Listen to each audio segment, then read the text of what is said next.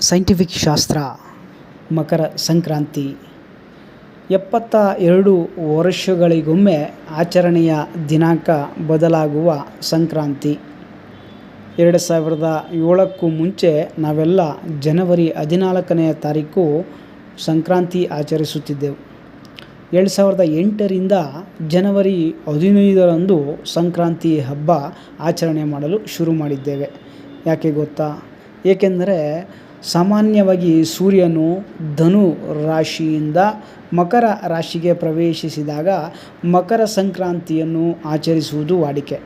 ಇಂದಿನಿಂದ ಮಿಥುನ ರಾಶಿಯ ಪ್ರವೇಶದವರೆಗೆ ಉತ್ತರಾಯಣ ಪುಣ್ಯಕಾಲ ಎಂದು ಕರೆಯಲಾಗುತ್ತದೆ.